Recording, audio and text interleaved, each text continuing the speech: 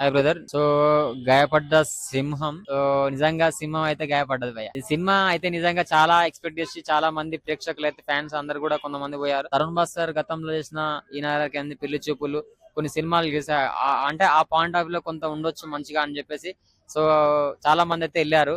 కానీ అక్కడికి వెళ్ళాక సినిమా కంటెంట్ అనేది డైరెక్టర్ కశ్యప్ గారు కూడా గతంలో చాలా కొన్ని ఒకటి రెండు దానికి పనిచేశారు. వెబ్ సిరీస్ కి వేరే ఒక మూవీ కూడా ఏదో. సో అంత అంటే స్టోరీ కనెక్ట్ గా లేకుండా అయిపోయింది. ఎక్కడెక్కడో కొంత సినిమాలది కలిపి కలిపి ఉంది ఆ సినిమా మొత్తం. అంటే కొంత కొన్ని కొన్ని అంటే పాత సినిమాల్లో కలిపి అన్ని అక్కడక్కడ మెయిన్ మెయిన్ చిన్న చిన్న బిట్లు కలపడం.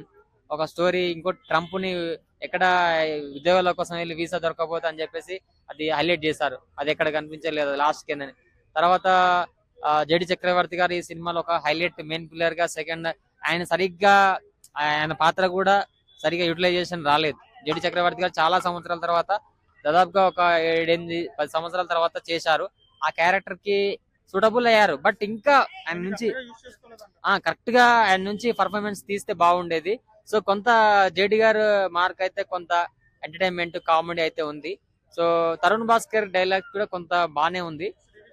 సో తప్పకుండా అంటే తరుణ్ భాస్కర్ కొంత డైలాగ్ గానీ కొంత డెలివరీ కొంత ఆయన యాక్టింగ్ బాగుంది. ఆయన శ్రీ విష్ణు గారు కూడా ఇందులో డిఫరెంట్ పాత్ర బాగుంది.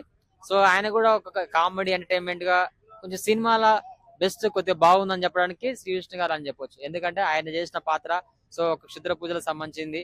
సో ఫన్నీగా ప్రేక్షకులకి ఒక ఐఏఎస్ ఆఫీసర్ క్షుద్ర పూజలకు వచ్చి ఇలా కూడా చేయొచ్చా అన్నట్టుగా చాలా టోటల్ గా ఒక డిఫరెంట్ రోల్ వేరే తీసుకొచ్చాడు. కొంత ఆయనకున్న ఈ ఇమేజ్ ని కొంతవరకు అయితే సాటిస్ఫై శ్రీ విష్ణు ఫ్యాన్స్ తోటి వెళ్ళే వాళ్ళు అయితే కొంత అయితే నిజంగా కొంత బెటర్ అని చెప్పొచ్చు శ్రీ విష్ణు గారిది. సో కొంత ఫరియా అబ్దుల్లా హీరోయిన్ గారు కూడా సో ఒక అంటే ఒక మంచి చిన్న క్యారెక్టర్ చేసిన ఉన్న కొద్దిసేపు అయినా ఆమెకి తగ్గట్టు హీరోయిన్ తగ్గట్టుగా ఫరియా అబ్దుల్లా బాగుంది. సో మానస చౌదరి అంత లేదు సెకండ్ హీరోయిన్. సో ఓవరాల్ గా అయితే సినిమా అయితే ఒక్కసారి అయితే చూడొచ్చు. సో ఫన్ మామూలుగా ఇది ఒక యావరేజ్ ఫిలిం అని చెప్పొచ్చు. డైరెక్టర్ కశ్యప్ గారికి నెక్స్ట్ ఇంకా మంచి మంచి స్టోరీ సెలక్షన్ లో బెటర్ గా ఉండాలి.